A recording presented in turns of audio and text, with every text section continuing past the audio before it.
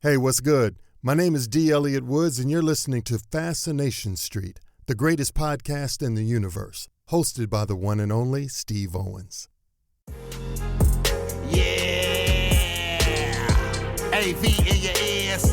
That's Ambush V giving you this audio visual down the most interesting street in the world with my boy Steve. Fascination Street, you already know. Let's get it when you whip in the Fascination Street. What do you... Welcome back, Streetwalkers. This episode is with Hank Garrett. Hank Garrett was a professional wrestler. He is in the Karate Hall of Fame. He was a police officer in New York a long time ago. He was a stand-up comedian in the Catskills, also a long time ago. He was an actor who appeared in such television shows as Paris alongside James Earl Jones and the memorable Car 54, Where Are You? We talk about some of those projects. We also talk about his film with Robert Redford called 3 Days of the Condor, which won him a New York Critics' Choice Award for Best Fight or something like that. We talk about that in this episode as well. He was also the voice of Dial Tone from the G.I.Joe cartoons and a few voices in the Garfield cartoon. We talk about all of that. Plus, buckle up. He shares stories about Benny the Jet Urquidez, Gene Lubell, Sammy Davis Jr., James Earl Jones, Robert Redford, Jerry Lewis, Al Lewis, not even the same Lewises, and of course we talk about Hank's new book, From Harlem Hoodlum to Hollywood Heavyweight. This dude grew up literally living in a cardboard box in Harlem. He was the first white comedian to play at the Apollo Theater. Sammy Davis Jr. turned Hank's life around, and then he got into television and film. So he truly is from Harlem Hoodlum to Hollywood Heavyweight. This guy is an amazing story. He is of a gone-by generation. This dude is amazing. He even tells stories about Frank Sinatra and Dean Martin, and Buddy Hackett. I mean, all of the people, everybody. And also, he tells some stories about some old-school New York gangsters, and he won't even tell me their names out of respect and deference to those people who are no longer with us. Special thanks, as I said in the episode, to Kat and Clint Howard, mutual friends of mine and Hank's. Kat did most of the heavy lifting, or all of the heavy lifting in this, but well, let's just thank Clint too, because, hey, why not? He's there. Behind every great woman, right, is a great man. So thank you, Kat, and thank you, Clint. And this is my conversation with Harlem Hoodlum turned Hollywood heavyweight and legend, Hank Garrett. Prepare to be fascinated. Prepare to be fascinated. Prepare to be fascinated. Welcome to Fascination Street Podcast, Hank Garrett. How are you doing today, man? I'm doing good, thank you. Ah, that is good to hear. Now, ladies and gentlemen, streetwalkers, if you will, this is Hank Garrett. You might know him from such phenomenal programming as Car 54, Where Are You? The short-lived TV show called Paris, a whole bunch of other things, even 3 Days of the Condor. And G.I.Joe, Garfield, come on now. But first, Hank, what I like to do is I like to start from the beginning. It helps us understand how the guests got from where they were to where they are. So where were you born and raised, man? Where'd you grow up? New York, on the streets. I lived in a cardboard box as a kid. What? Yeah, God's honest truth. Was it like a refrigerator box, or was it like a super small Amazon box? Like, what's going on, man? Seriously, it was a cardboard box that myself and another kid, he had his own box, guy named George Washington Jr. He was my buddy on the street. We lived on the street. Mom and Dad were fruit and vegetable peddlers with a push cart. And I was born very late in life to them. And they couldn't drag me along with the push cart. And I wasn't old enough to live by myself in the apartment. So I was on the street. I slept on the stairwells. One day, a Puerto Rican lady asked me questions about where's my mommy, and I told her. And she got permission, and I was raised by a Puerto Rican family. How old were you at that time? About 8. Yeah, my nose was busted for the first time when I was 9. I was standing in front of the building that we were living in, and a gang of guys came by and Guy walked over and punched me in the face, busted my nose. So you were 9 years old. So back then, I'm assuming Harlem was just as fun as Harlem is thought of today? We used to say if a guy made it from 111th Street from Park to Lexington, he was running top speed. Okay, so you're growing up quite literally on the streets in Harlem. Oh, yeah. You're Jewish at the time or whatever, right? Like you grew up Jewish? I had no idea. When did you find out you were Jewish? When they talked about bar mitzvah, and I said, a what? And the temple on the corner of 111th Street and Lexington Avenue. And my father's idea of celebrating my 13th birthday was he bought a bottle of Carstairs whiskey, and he was standing on the street handing out little paper cups of whiskey to friends. Mazel tov. Oh, thank you. You're welcome. You have had one heck of a life, as chronicled in the memoir From Harlem Hoodlum to Hollywood Heavyweight. Yeah. I read that book. Thank you guys so much for sending it to me. It is a wild, wild series of adventures. And one of my favorite things about this book is that the way the chapters or sections are arranged, it's all bite size. Like I don't have to sit down for, 4 hours trying to get through 1 or 2 chapters. All of these stories are bite size, so I can pick it up and put it down whenever I want because I'm reading basically a series of short stories about your life. So this is well put together, well written. Let me just add this. Deanna Marie Smith wrote the book. She put that whole book together. All she did was ask me, what did you do then? You were 16 years old and you were training to be a pro wrestler? Yes, 17, I became a pro wrestler. So she was the one who put this whole thing together. So you would tell a story and then she would look at you and say, and then what happened? Exactly. You're one of the only white kids growing up in Harlem, is that right? Around your neighborhood? Yes. How was that? Oh, at one point, I was the only white member of a black gang. And they accepted me because of my friend George, and I could fight. Okay, so you grew up learning how to fight. Is it because you were the only white kid in Harlem, or just because you hung around some ruffians and so you learned how to fight? Kind of both. I grew up with some of the baddest guys. I was one of the few that didn't do time. Yeah, there's a story in your book way later on in your life where you visited a prison and you knew a bunch of the people there. They were like, hey, what are you doing in here? You belong in here with us. Exactly. That was the warden introducing me. And he said, we have a gentleman here who's appearing at the Copacabana in New York, and he's here to have a few words with you. And when I stepped out on stage, that's what happened. Warden, this guy a number, he belongs here with us. We're going to bounce all over the place because there's so many things to talk about. I don't think I have enough years left in my life to talk about all of the things you've done in your life. So you're growing up in Harlem. You're in and out of gangs, trying to stay out of trouble. Well, trying to stay out of getting caught. Right. And at some point, the quote unquote mayor of Harlem, he came into your life. Tell me how he came into your life and what impact that had. My mother and father, they were able to get a stand in a public market between 111 and 112. And one of her customers was the mayor of Harlem. The actual mayor of Harlem. Well, I don't know about actual, but that's what they call. Gotcha. He was a band leader. So my mother was crying to him that I was always in trouble, which was quite true. She said, can you do something? Can you help me, please?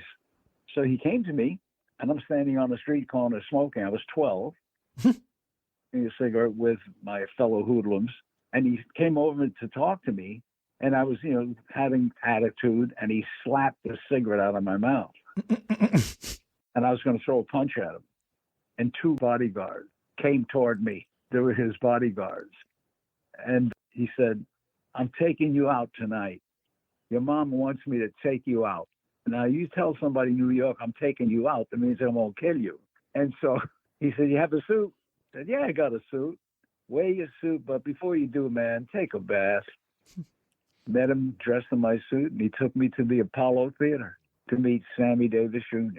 he took you there just so you could meet Sammy? Like that was his intention the whole time? Yes, Why? because he wanted to please my mom. She was loved by everyone. Her name was Mama Ida. My mom was short, chubby, and the sweetest human being. She always had some food or some money and some change to give to somebody, even though we lived in a condemned building with rats and roaches. Oh, man. And in Sammy's dressing room, I'm packing a piece. I had a 25 caliber pistol in my pocket. They let you in with that? I had that. It was given to me by a mob guy. Cool. What's his name? Wrong question. Come on now. You got it. All of those mob guys that you knew back in the day, they can't possibly be around anymore. No, but relatives are. That makes sense. Is it a name we've heard of? Probably. Cool. Moving on. And started talking to me. He said, "You're a tough guy." I said, "Yeah, I'm tough." He said, "Tough guys wind up with broken bones and scars. You're beyond that. You're tougher than them. My dear boy, you're going to die. You're going to go to prison or you're going to die, or both." And I listened to this and I went, oh, my God, is that where I'm going? And got rid of the gun immediately. Immediately? Immediately. So what was it about Sam? Because I'm sure this couldn't have been the first time you heard it. I mean, your mom was crying about it all the time. So she clearly has said it once or twice. Maybe even the mayor of Harlem said it once. But why was it so impactful that Sammy Davis Jr. said it? Because Sam had a similar background. His grandmother was Puerto Rican. He came from the streets, and it was not for his father and his uncle. He would have gone to the joint or died. But they put him into the act. 8 years old, he was entertaining. And because of him, I started doing comedy. Now, when you met Sammy Davis Jr., did he have two eyes or one eye? No, he had both. He still had both? Okay. Amazing guy. His story is just phenomenal. The stuff he went through even later in life is ridiculous. Oh, yeah. Okay, so then fast forward, you met him again when you were an adult, didn't you? Oh, yeah. I was appearing at the Sands. Now, the second time you met him, did he have one eye? No, he did not have the accident. Oh, wow. The last time I met him, he had already had the accident.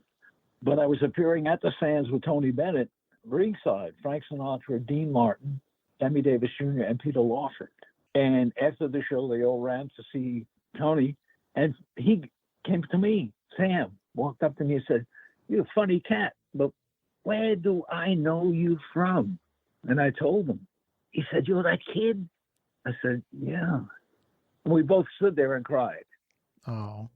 Hugging each other. And Dean Martin walked by and said, "Nice. Two gay guys finally saying hello." So this was the time frame where they recorded the Rat Pack and the Summit and all that stuff, right? Yeah. And so that was also at the Sands, wasn't it? Sands, absolutely. Wow. Man, it must have been amazing to be in Las Vegas during those days. Holy moly. Oh, God. Not to be believed. It was party time all the time. I was so into health and body that I did not drink, and that was a big no-no. In fact, I was invited to a party after the show, and Dean came over to me, and he said, "Where's your drink?" I said, "I don't drink." He said, "Get a glass of apple juice." I did. He put his finger into his booze and ringed my glass. He said, "Frank, if he sees that you're not drinking booze, he'll throw you out of the party." Oh, Frank. So he ringed the glass so that it would smell like booze? Exactly. That is so wild. Okay, so before you met everybody at the Sands again, this blows me away. You're the first white guy to play at the Apollo Theater? Yes. I was the first white comedian to appear at the Apollo. How did that happen? Tell the story of how that came to be, because that is historic, my friend. Well, when I was invited to the Apollo to meet Sam, talking to the people who ran the Apollo Theater, I mean, I'm just a kid listening to all these stories. How old were you? I must have been in my early teens. And I started working as a comic. I was fascinated by the comics of the day. And I would listen to them on radio, and I started writing. I wrote material, wrote stuff all about my life in Harlem, the places I'd not been to, I imagined. And I got a booking. I had an agent then in New York who said, would you be interested in working the Apollo Theater? I said, what? He said, I told them about your life, that you were a street hoodlum, and now you're doing comedy. And they were fascinated or interested in seeing me. I went to the people that booked the Apollo, and when I mentioned Sam, they called Sam. And Sam, he said, I highly recommend him. Have you seen him work? I don't have to. Next thing I know, I'm at the Apollo Theater, and I'm doing jokes about the neighborhood. And that's when I walked out at the prison, the warden introduced me, said, here's a gentleman appearing at the Copacabana in New York. And sure enough, one of the inmates, hey, Hank, how you doing, baby? Hey, Warden, give that guy a number. He belongs here with us. Hey, Streetwalkers, here's a word from our sponsors. Let's get back into it. I started martial arts training when I was 11. But today I'm Grandmaster in martial arts. Check you out. How many black belts are you? Or do they still do that? They don't do that. Had so many, truly. I trained Taekwondo, Hapkido, Sansu, Judo, Jiu-Jitsu, Karate. Now I'm in the Pro Wrestling Hall of Fame and also in the Karate Hall of Fame. So why did you study all those different versions of martial arts? Because of the teachers that I trained with. For example, Judo Jiu-Jitsu was Gene LaBelle, who was unbeaten after 300 or possibly 3,000 matches around the world. No one could beat him. And I trained with him, and he became my mentor. How'd you meet him? I was wrestling in New York at Madison Square Garden. I became a pro wrestler. I wrestled as Hank Daniels, the Minnesota farm boy. You ever been to Minnesota? Never. Ever been on a farm? Recently, because the Anna Marie is originally from a farm. But there was a name that someone created, and it stuck. Wrestled all over the world. Even in San Antonio? All through Texas, Dallas, San Antonio. Oh, my God. Who were some of the people that you wrestled against when you were the Minnesota farm boy? Of course, the Killer Kowalski. Sure. I was warned about wrestling him. So what I did, a lot of martial arts, which pro wrestlers knew nothing about. Did you wrestle The Rock's father or grandfather or whatever he was? Father. It was his father. Did you wrestle him? Yes. That's so crazy. So let's go back to you're working with Gene LaBelle. How did you meet Gene? You're wrestling, and then what? I introduced myself. I said, Gene, boy, I'm a big fan of yours. I had seen him wrestle because he wrestled. He was a pro wrestler. He wrestled as Judo Gene LaBelle. But knowing he had never been defeated in Judo and Jiu-Jitsu, I asked him if I could train with him. And he said, sure. Started training with him. In fact, I continued training with him when I came to California. I came out here to do a series with James Earl Jones. Is that Paris? Paris, yes. Short-lived, but it was a wonderful show. We had gotten the top ratings, and they moved us. They wanted to introduce a new show called Heart to Heart.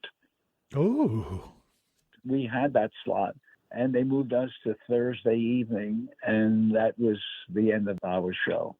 Heart to Heart was that TV show that starred that alleged murderer, Robert Wagner.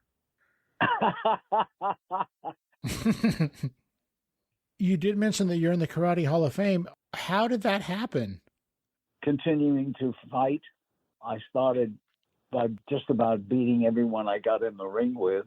I had used so many different approaches that a lot of people that I wrestled or fought didn't know what I was going to be doing next. Is it because you were using other disciplines, all of the disciplines that you had learned? Absolutely. Do you think you're the only comedian that's in the Karate Hall of Fame? Possibly. Okay, so let's talk about the cat skills. I think you were probably still in high school when you're a professional wrestler and you're doing comedy in the Catskills. Yeah. We didn't have Uber back then. How'd you get around, man? Getting rides with other performers. That sounds like it has a tragic ending. Yes, it did. Okay, tell me about that day. So you're driving home or you're riding home with was it home or were you on your way to the Catskills? No, we had done 3 shows, 3 different hotels. God, I just forgot his name. And the singer was driving, fell asleep. We both fell asleep. He jumped the island onto the oncoming traffic. The bump woke us, and there was a truck coming at us. And we pulled over to what looked like a level side. It was a 40-foot drop. Oh. I was catapulted out of the car. There were no seat belts. And I wound up wrapped around a tree backwards. He was killed. Ambulances came, and I was up on a tree. And they pulled him out. He was dead. And then a little boy who came out of a house saw me in the tree and yelled to his mom, "Mommy, there's a man in the tree." And she looked and said, "Oh, my God." And she called. They sent another ambulance because they didn't know there was anybody else in the car. And they got me and took me to the hospital. And I spent a total of 13 and a half months, 8 months in a body cast and 5 months rehabilitation. Okay, look, now I know people who have had casts. I've never had an actual hard cast, thank goodness. But I know that when you have a cast on, it itches like crazy. Oh, so God. if you're in a full body cast for 8 months, how did you not kill yourself with all of the itching? Oh, man. I kept telling them. And finally, my cousin, Seymour Bursick, Cy, he came to visit me. And he brought huge box of supplements. Because you're a bodybuilder at that time. You didn't get a chance to work out for a year and a half. Exactly. What I did was an old method, and that's flexing the muscles. Is that called isometrics or no? I forgot the name of the gentleman who introduced that, but I remember seeing that in a magazine, and that I did that, flexing and releasing. And at one point, an intern walked by, and they were talking, 2 interns, and one said, "Poor guy, if he lives, he'll never walk." It was nice of them to say that within earshot of you. Oh, absolutely. I said, "Is there a director directing this scene?" You just shouted, "Cut! That's a wrap on these 2 idiots. Get them out of here." But I went to throw myself out of the window. I couldn't get out of the bed. My cousin, Cy, who brought me massive amounts of supplements, they were going to confiscate everything and arrest my cousin. They said, "You're practicing medicine without a license." And it's not medicine, it's supplements, vitamins made from different fruits and vegetables, and they wouldn't pay any attention. They confiscated. He showed up the next day with the largest box of candy you ever saw in your life. He said, "The candy is for the nurses. Underneath the candy are the supplements I want you to take." Everything was labeled. Monday, Tuesday, Wednesday, 3 o'clock, 5 o'clock. And I was able to walk out of that hospital. Now let's take a second to think about that. That is a huge indictment on the state of medical care in this country. Even back then, you're not allowed to bring vitamins into the hospital, but diabetes-filled sweets, knock yourself out. That's Exactly. so weird. That's exactly. So weird. Yeah, you want to bring 20 pounds of cake? Sure. But take it easy with that vitamin C, Broham. I'm going to have you arrested. Exactly. We have mentioned it a couple of times that you were a bodybuilder and a weight trainer. Why did you decide to do that? Was it so you could beat everybody up on the streets? No, I wanted to look better. I wanted to be strong. A couple of guys, we chipped in and we bought a 300-pound barbell set, and we trained up on the roof. One of the guys got a chain and a lock so we could lock the door when we would finish working out so the stuff wouldn't disappear. And we started training. And there was 3 of us. Did they all get as big as you? They were getting there. And we had a couple of horrendous things happen. We also had a pigeon coop on the roof. And hawks were attacking our pigeons. Sure. And one of the guys said, well, let's shoot the hawks. And he brought a .22 caliber rifle. And 2 guys were arguing about who's going to shoot the birds and blah, blah, blah. Gun went off and killed one of the kids. Oh, my gosh. I know it's not funny, but you have a Forrest Gump-style life story, my friend. It was a dear, dear friend of mine, one of my training partners. The other kid, the one who didn't die, did he get in trouble? The police at the time said, what happened? And we said, oh, Jesus Christ, give me the goddamn rifle. That was it. Took the rifle, either took it home for himself or his kid. Sounds about right. .22 caliber rifle. We saw so much. We were coming home from school, bunch of kids. One of the kids fell over, and we laughed. He thought he tripped and fell. He had been shot. Somebody on a roof fired into the group of kids, and that was it. Those are some mean streets, my friend. Oh, yes. Again, the book is called From Harlem Hoodlum to Hollywood Heavyweight. Was the original title of that book Up From the Sidewalk? Yes. That's the original title. Love it. Deanna Marie, none of this would be happening if not for her, truly. So tell me how you met her, because it is my understanding that when she heard you telling these stories, she was like, well, this sounds like a bunch of bullshit. I'm going to have to go talk to this guy and see what's what. I was introduced to her. I was at an event, and a guy came over to me with a camera. I said, no. I don't want you to record my performance. And he said, oh, come on. I said, look, I write my own material. I have lost so much material to other comics. And I just am tired of it. In fact, one night, Buddy Hackett was driving me home. We had done a show. I did the early show. He did the big show. Someone told him I needed a ride home. And he said, I really like that piece that you wrote about the Puerto Rican airline. And I said, oh, thank you. He said, where'd you get it? I said, I wrote it. He said, I want to buy it from you. I said, no, it's not for sale. He said, then I'll just go ahead and do it. I said, buddy, I appreciate your ride, but if you do it, I will kill you. And he laughed, and he looked at me and said, you're not fooling, are you? I said, no. He said, oh, okay. Did he do it? I have no idea. I didn't hear him do it. Tell me how you became a wrestler. You have so many careers. I was training with a guy, working out. He was going to do some pro wrestling. Oh, he wanted to turn pro. And I met the guy who was his manager. I said, gee, I'm interested. And he said, you know anything about wrestling? I said, no, but I've been training martial arts since I'm 11. And he came up with the idea. He said, oh, my God, what if you start wrestling and using martial arts in your wrestling? I said, no one would know what the heck I'm doing. Flying side kicks or any of the other moves. He said, that would be fantastic. The flying sidekick, which is a staple of every Minnesota farm boy.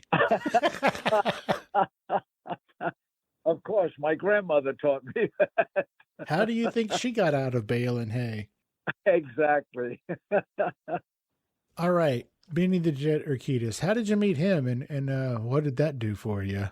Met Benny. We were neighbors when I moved out here. As I said, I came out here to do the series with James Earl Jones, or else I still would be in New York. Moved into this apartment, and it was an apartment building, and Benny was living there, and someone said, have you met Benny the Jet? And I said, no, I sure have heard a lot about him. And he introduced me to Benny the Jet. And Benny, at his age, had already been a champ. Benny had been 5 or 6-time world champ in kickboxing. His brother Alfred had been a champ. Benny's sister was also a champ in martial arts. So I started training with Benny. Boy, imagine running into those 3 siblings in a dark alley. Good Lord. Oh. And the nicest people you'd ever hope to meet. In a ring, you take your life in your hands. No thanks. I sparred with him, and here he's 140 pounds. I'm 210, 215, 220. And oh my God. I thought to myself, well, you know something? I'm just going to throw a roundhouse, knock him out, and go home. Well, I said, Ben, listen, I've got to get going because I got a pot roast in the oven, and I don't want it to burn. So, and I limped home. And I lived to tell the story. Now, how about Chuck Norris? You're friends with him, or you knew or know him? Yes, absolutely. How? I trained with his brother. They had a dojo in Tarzana, and I went down there to train. I trained a little bit with Chuck. I trained a lot with his brother. Last time I saw Chuck, there was an event for Gene LaBelle. 700 people showed up. Wow. For the event. I was emceeing, so I was up on stage, and here comes Chuck Norris. And, you know, we hugged each other, and then he was there to pay honor to Gene LaBelle. Wow. Shaking hands with legends. In your book, you tell a story about, well, you tell quite a few stories that include some early New York mobsters. You don't give any names. At the top of this show, you talked about a gangster gave you a gun and you didn't want to name him. Do you not mention the names of any of these mobsters in your book for the same reason you didn't tell me who gave you the gun? Mm-hmm. Yes. Because no matter how old you are, and no matter how many of these people are not around, you're still not a rat or a stoolie. It's honor and respect. They respected my mom. They all called her Mama Ida. They would send their mothers and grandmothers who became customers of my mom. They would come by and buy some fruits and vegetables. There was one woman, I can't mention her name, but she bought a bunch of stuff and she didn't have her bag. She left the purse at home. So my mother said, don't worry about it. You'll pay me another time. Go, go, go. Instead of taking all the stuff out and putting it back in. So she evidently told her son. Her son was well known. He came over and he said, Mama Ida, what do I owe you? And she said, don't owe me nothing. He said, well, they bought all this stuff from you. Come on. Gave her a roll of bills. He says, if it's not enough, please let me know. So that was the situation with my mom. Your mom sounds like the kind of well-respected force in the neighborhood that reminds me of Frank Sinatra's mom, Dolly. Oh, yeah. In fact, at one time, my mom was mugged. We lived in a fifth-floor walk-up. And she was coming out of the building, and somebody grabbed her from behind, ripped open the apron, and it was $6, nickels, dimes, and quarters. But she went to the stand, and she had, evidently, the guy threw her down, and she hurt her forehead. And she went to the pharmacist on the corner. His name was Gubin. So he put a patch on. I came home from school, and I see my mother wearing a Band-Aid on her head. I said, well, what happened? She told me. Well, a couple of the women saw, and a guy who was well-known said, Ma, what happened? And she told him. He said, do you know what he looks like? And she said, I don't remember. They went through the neighborhood asking if anybody with a bunch of change was looking for the change for bills. And a guy who ran the candy store, Mr. Finer. He said, yeah, talked to this guy. He said, a guy came in, he had a handful of nickels, dimes, and quarters. What do they look like? Well, they found the guy. And this guy came to my mom and said, Mom Ida, we found the guy, and here's your money back. And he gave her a roll of bills. And she said, no, I just had nickels, dimes. And he says, well, we changed the nickels and dimes and quarters, and here's your money. Did he also give her ring back or her watch or whatever it was? A watch, you're right. Gave her a watch. Tipped me off. I come seeing it, and I said, where'd you get that watch? It was a big man's watch. And she said, so-and-so said it was my watch. I always had it. And I said, what time is it? She couldn't read or write. I said, what time is it? And she said, oh, it stopped. She said, oi. I love it. Back to Benny the Jet. Are you really the godfather to Benny the Jet's grandkids? Yes, absolutely. Good Lord. Hey, when are they going to make the movie of you? Well, Netflix has it right now. Stop it. For real? Oh, that's awesome. Yes, they have the book right now. That's fantastic. We pray that it's going to happen. Sure. Hey, streetwalkers, here's a word from our sponsors. Let's get back into it. Shakespeare in the Park, summer stock. Walk me through how that happened. Shakespeare. Is it Jose Ferrer? No, James was doing James Earl Jones. Oh, I've heard of that guy. Yeah. We were good buddies. I was co-starring with him. And so he invited you to Shakespeare in the Park, and you were like, who's Shakespeare in which park? No, I knew. Hey, what do you think? Nothing. I've learned a lot of stuff over here. All right. Lee Strasberg, the Actors Studio. Oh, God. And your half-brothers, step-brothers, adopted brothers. Vinny and Charlie. That's one of my favorite stories from your book. Oh, man. Would you delight my listeners by telling that story, please? Oh, God. I started studying acting with Lee Strasberg, and I was doing a scene. He stopped me. He said, "Is that the way you were taught to do the scene? Let me tell you how it should be played, Mr. Garrett," with that kind of an attitude. My two adopted brothers are in the audience, Vinny and Charlie Falcone. Vinny yelled, "Hey, what the hell was wrong with the way he did it?" And Charlie gets up and says, "My brother's talking to you. Do you understand?" And he looked and he said, "Mr. Garrett, would you please leave this class and take your two hoodlum friends with you?" Oh, Lee. I was finished at the Strasberg, and as we were going home, and I looked at my brothers, and they said, "Hank, you're too good for this joint." We left the Actors Studio in New York. Love it.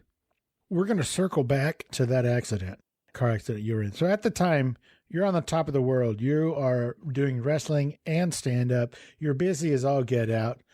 And you get into this accident. The driver, he passes away. You spend basically a year and a half in a hospital. Right.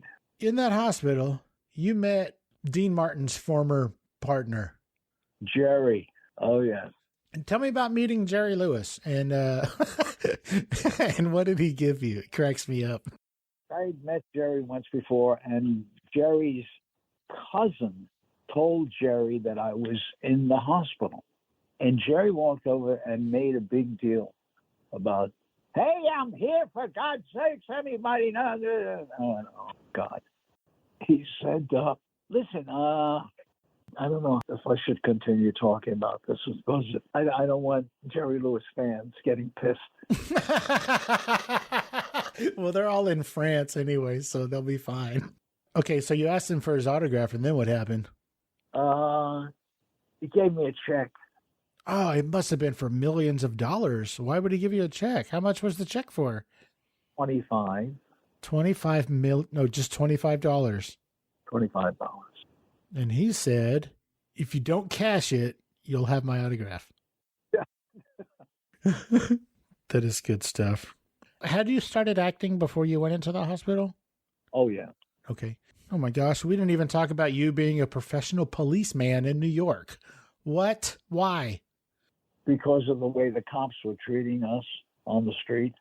They assumed because you didn't have money that you were a hoodlum. Seeing what my mother and father went through just to have a meal and how the cops acted when they took somebody in. Boy, I had a friend, a good friend, and the cops were looking for him. I didn't know what he did, but they knew I was his friend. And they pulled me in. And they said, "Where's your friend?" And I said, "I honestly don't know." Bang! It was a slap across the face. They slapped you? Yes. Beat the hell out of him. They worked me over. Where's your friend? I don't know. Bang. They hit me in areas that it wouldn't show for a while. Stomach, back, hit me a couple of times across the face, but not that it would get swollen and be obvious. And after they beat the hell out of me, a Jewish detective came in and he said, "Why don't you tell him?" I said, "I don't know. Honest to God, you think I would take this punishment if I knew?" To get washed, get the hell out of here. I washed up, limped home, and there was the guy they were looking for playing handball in the schoolyard. I walked over and I punched him in the face. He said, "Why'd you hit me?" I said, "I'm just showing you what I just took because I didn't know where you were." He said, "Man, I've been here for the last 3 days." So I said, "You know something? I'm going to become a cop just to show you don't have to beat people to get information, and you can treat people, not like pigs or animals." Now, at this time, you're a massive bodybuilder and you're huge. Yeah. Did they even have uniforms that would fit your big ass? I didn't have a big ass. I had a big chest. And, yeah. Oh, yeah. Now, how long were you a cop for? Very short time, because I get a call and they said, "Hank, would you be interested in going down for an interview on a show called Car 54, Where Are You?" I think it's hilarious that we go from you being slapped by a cop, which made you want to be a cop, which ended up getting you the audition to go work with Grandpa Al Lewis in Car 54, Where Are You? And the reason that I said it that way is, are you familiar with a podcaster, stand-up comedian, radio guy, movie star, whatever, named Adam Carolla? I know the name. He's a friend of Clint's as well. Adam Carolla, he grew up in North Hollywood. And when he was a kid, one of his neighbors was Grandpa Al Lewis. And I believe Al Lewis's kid or grandkid was named Teddy. I think it was Teddy. And Adam and Teddy were good friends. Now, Adam Carolla's parents never hit him because they were hippies and they didn't do that sort of thing. And so as a kid growing up, Adam Carolla was only ever slapped by two adults. One was his friend's mom for whatever reason, and the other person who slapped a young Adam Carolla was Grandpa Al Lewis. Oh, my. And apparently Grandpa Al Lewis was a cranky man by the time he was living in North Hollywood. Oh, it was a pain in the ass. So he was just as much fun back then, huh? Oh, God. Tell me a story about working with Al Lewis on Car 54, Where Are You? Well, there was no right side of his bed. The joke was, every time he having a cranky attitude, and they said, "What's wrong? Did you wake up on the wrong side of the bed?" That was the line. And, oh, my God, nothing satisfied him. So now the line is, what, did you wake up in Al Lewis's bed? Did you shake Al Lewis's hand today and become infected? Oh, yeah. What a treat. Okay, so while you were working on Car 54, Where Are You? You played Nicholson, who was a big beefcake who really loved to look at himself in the mirror. Now, it is my understanding that back in those days, you got a bit of fan mail, shall we say, from some young ladies who were looking for a suitor, maybe.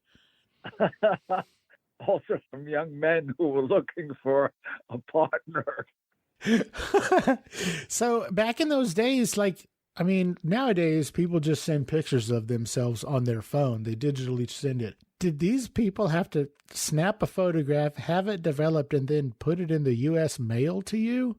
I didn't get much of that. Oh, well, the day is young. Lately, I'm getting requests. I sell pictures at autograph shows, but I also get mail, and they pay, but the proceeds I send to the disabled American veterans. Mm-hmm. So far, we've raised over $61,000. Why did you decide that charity deserves your attention? I was overseas. Where? Vietnam. Oh, to visit on vacation? No, I was there during the war. Oh, well, thank you very much. I appreciate your service. Well, I was there 3 times. I paid my own way. Did you go as entertainment, or were you a part of the military? I went there to entertain the military.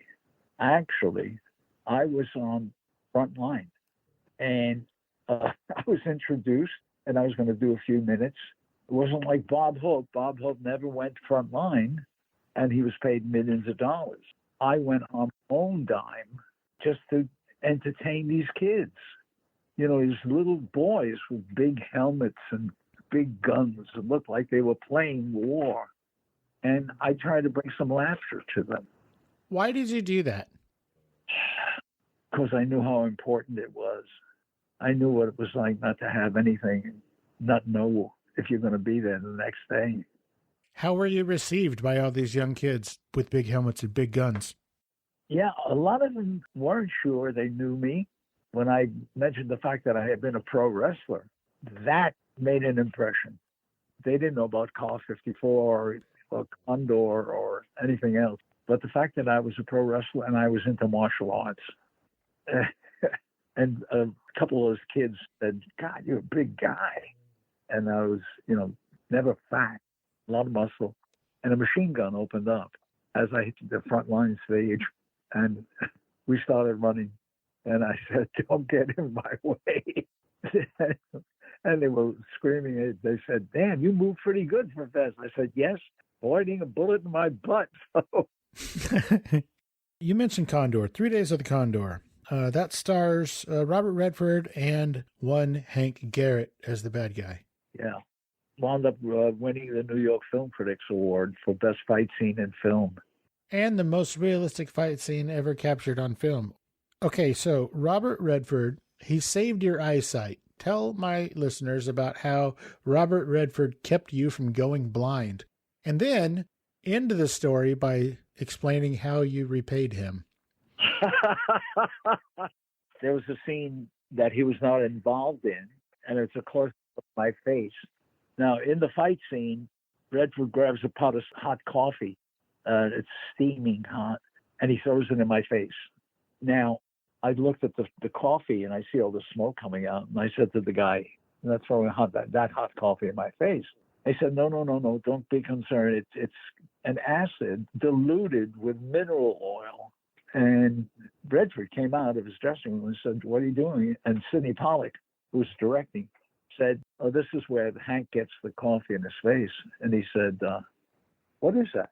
The hot coffee. He said, no. It said, it's another time acid diluted. And he said, acid? He said, what happens if he gets it in the eyes? Everything stopped. The entire set got quiet. And he walked over to Sidney and said, Sid, let me throw it. And he said to me, Hank, I'm going to hit you waist high with the stuff. And all I want you to do is pull your hands up as though it hit you in the face. Later on, they found out, had he gotten the acid in my eyes, it would have blinded me. Wow. Now, how do I repay Robert Redford from saving my eyesight? I mean, it's huge. It must be a heck of a repayment. Did you write him a check for $25? Not like I break his nose.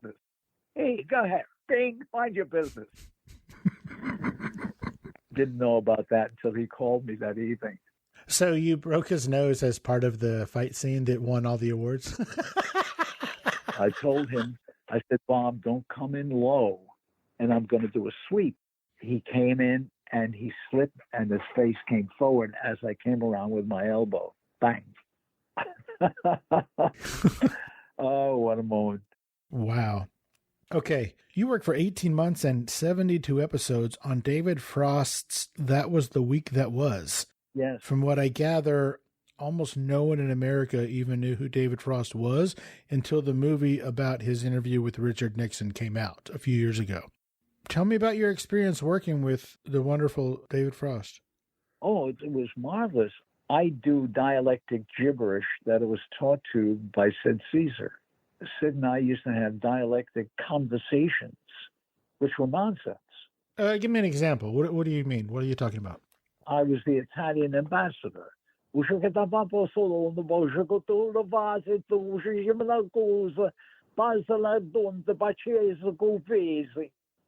that actually means nothing, right? You just made a bunch of noise. I did the same thing when I was the Japanese martial arts constructor.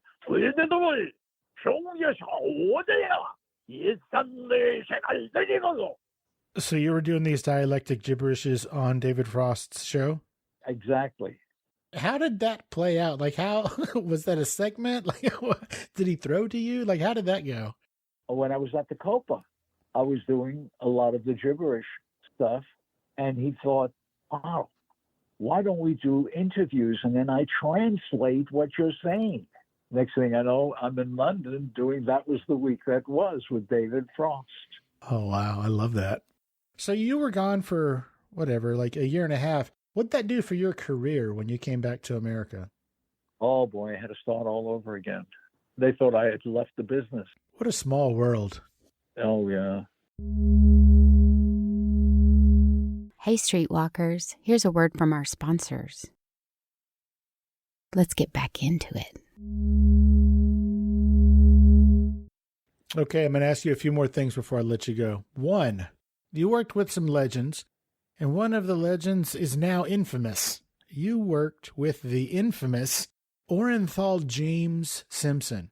Tell me about your time working with O.J. Simpson. With O.J.? Yeah, that rascally rabbit. Not good terms. What? I thought he was a super, super nice guy. Wouldn't hurt a fly. I'd rather not go into it. Sure. Needless to say, he was not as nice as everyone had hoped, right? Right. You received a standing ovation from none other than Francis Albert Sinatra. Why? Oh, God. That's when I was at the Sands, and they were ringside table. Frank Sinatra, Dean Martin, Peter Lawford, and Frank knew my background. He knew that I was from the streets of Harlem. And at one point I did a Puerto Rican airline pilot, and I did it, and he just got so hysterical, he stood up and applauded. Is that the bit that Buddy Hackett wanted to steal? Yes, exactly. Well, no wonder he wanted to steal it. It was a good bit. Yeah, and I had written it and I did it in Spanish dialect. Was it gibberish? No, that is, "Good evening, ladies and gentlemen. This is your flight commander, Juan Martinez, welcoming you to Flight 602. And we will take off as soon as we get up enough nerve." A couple of years ago, I had a guest on my show who was an advertising executive for McCann Erickson or something like that in New York. And while he was working as an ad executive in the 80s, he worked on a Coca-Cola campaign featuring the beloved Max Headroom. Catch the Wave Coke. Now, you also worked on Max Headroom. Tell me about working on the television show Max Headroom. Oh, we had a lot of fun. I played Ashwell, the head of board of directors. Never knew what the hell we would do and go why we were doing it. It was fun working with the other people. And the young lady on the show, she wound up marrying James Earl Jones. Get right on out of the city. Really? Yes. How cool is that? How did you find out that the show was over? One day I came to work and I couldn't find a parking space.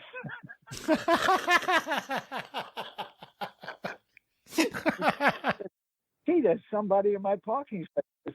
At the studio, they had a barber there. The guy said, "I'm so sorry to hear about your show." The barber knew. One of the stars of the show didn't know. I love that. Okay, this is the last thing we're going to talk about. In the 80s and probably 90s, there was a cartoon. It was a TV show cartoon. It was called G.I. Joe. Go Joe. And at the very end of every one of those episodes, there was a little, kind of like NBC did The More You Know. They would give little tips. This is going to be the best looking bike in the block. Ooh, I don't feel so good.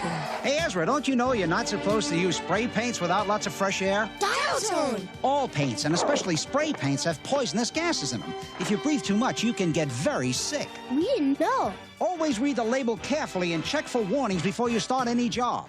Wouldn't hurt to wear these masks either. Now we know. And knowing is half the battle. G.I. Joe! I used to watch it every day after school. They were like little life lessons. Like, if you ever have to call 911, make sure they hang up first, because that way you'll know they have all the information they need. I bring that up because that tidbit at the end of the G.I. Joe cartoon saved my mother's life.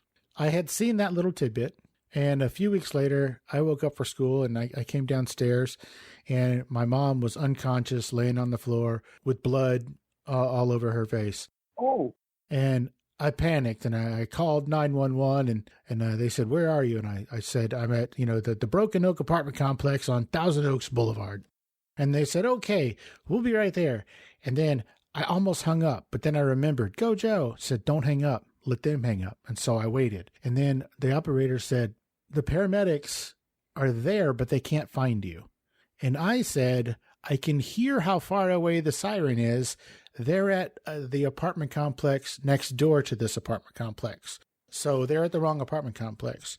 And so then she relayed that information, and then they came over, and then the lady said, "Hey, are they there?" And I said, "Yes, they're walking on the door." And then she hung up. So because I didn't hang up, we were able to get that sorted out, that they were at the wrong apartment complex, and then they were able to come and save my mom's life. Wow. I bring all that up because you worked on the G.I. Joe cartoon. Yes. Well, first off, I want to say thank you for whatever part you had to do with saving my mom's life. I appreciate that. But tell me about how you became Dial Tone and a few of the other voices on G.I. Joe. Just a recommendation. Oh, sweet. Recommend me. Yeah. I went to an audition. They were looking for different voices for different characters. And they said, "This is a gruff sergeant who's known as Dial Tone." And I came up with the voice. "Okay, you guys, line up. Do you hear me? Because I don't want to hear you."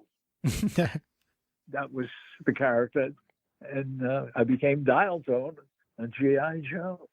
Were you a few other voices on that show as well, or just Dial Tone? The others were brief moments, little characters that were added. But Dial Tone was the major. And you still get to eat off of that, don't you? You go to conventions and people love to meet Dial Tone. Yeah. Not as many as they used to be, for sure. Sure. You also did some voiceover for the Garfield cartoons. Oh, I did Fluffy and Fast Eddie. Fluffy was a nice guy. And Fast Eddie talked like this. He said, "For God's sakes, will you make up your mind where you want to go?" So those were two characters, Fluffy and Fast. How did Fast Eddie sound?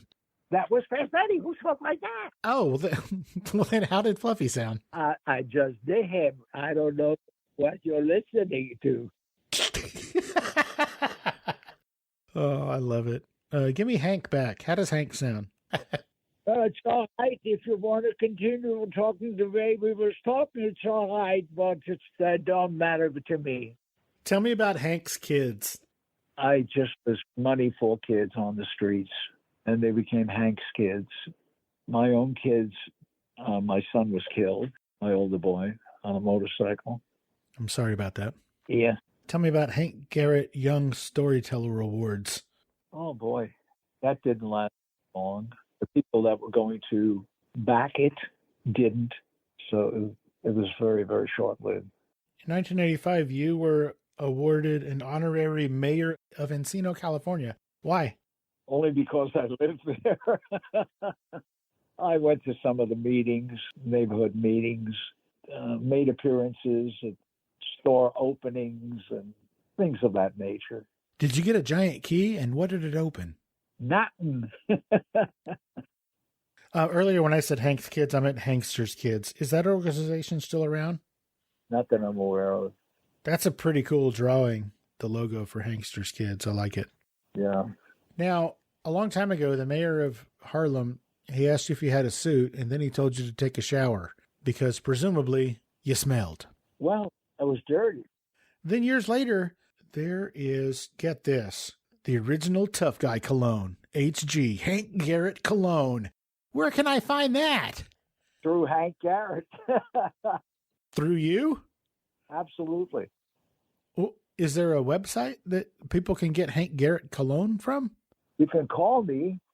Yeah, I'm not sending my people to call you. Oh, how about this? Available at www.cbtcandle.com, according to the book. Everybody, try and find some Hank Garrett cologne, because that's all I want for Christmas. Is I want everybody to send me one bottle each. Everybody who's listening, send me a bottle of Hank Garrett cologne. I got to check this out. Hank Garrett, the legend. We didn't put our pinky toe in the swimming pool that is Hank Garrett, but I think I've taken up enough of your time today, so maybe we'll do this again in a little while. But first, tell everybody where they can find you on social media, if you're even on social media. I'll give you my phone number. Because I am absolutely dumb when it comes to things of that nature. Deanna Marie handles all that stuff. Everybody check the show notes for all of Hank Garrett's social media contacts. They'll be in there, and you can reach out and tell him you heard part of his story on Fascination Street. And also maybe that's how you can get some of that cologne to send me. Hank, before I let you go, is there anything we didn't talk about or I didn't ask you about that you specifically wanted to talk about today? Oh, let me interrupt myself. Everybody, also check the show notes for a link to buy his book, From Harlem Hoodlum to Hollywood Heavyweight. It is written by Hank Garrett and Deanna Marie Smith. It is a phenomenal story. I guess it's written by Deanna Marie and dictated by Hank, but it is a phenomenal book. It covers so many things that we didn't cover. It is an outstanding read. There's a ton of photos in here also. And just all of these short stories just take you down the memory lane of one Hank Garrett, who, by the way, is the sole surviving cast member of Car 54, Where Are You? Which just blows me away. Other than that, is there anything we didn't talk about that you wanted to talk about today, Hank? No, other than the fact that so much of whatever I do, when I do the autograph shows, sending the funds to the disabled American veterans has been a big cause for me. Having visited the veterans hospitals, and that's what I used to do, is to go to the veterans hospitals to perform, bring some laughter.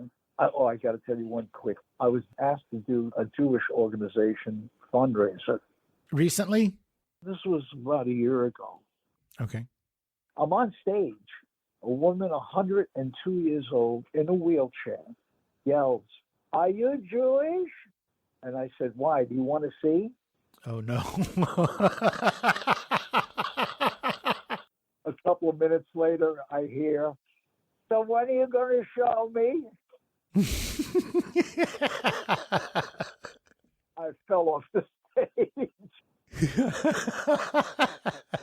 It was for the Jewish Home for the Aged. I love that. I love that you're still focusing on charitable works. How old are you, Hank? 82. 82 years young. Yes. Well, you don't show any signs of slowing down. I super appreciate you taking the time to hang out and let us get to know you a little bit better on Fascination Street. I love your stories. I absolutely love this book.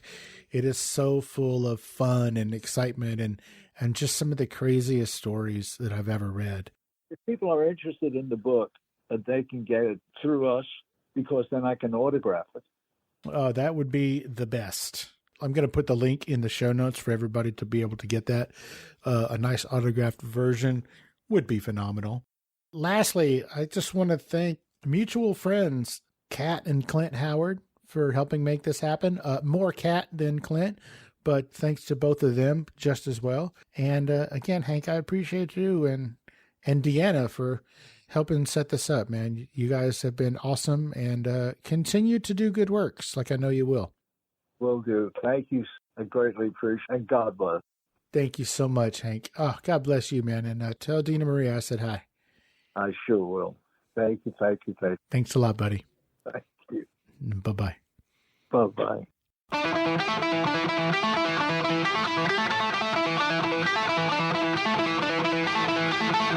Opening music is the song FSP Theme, written, performed, and provided by Ambush Vin.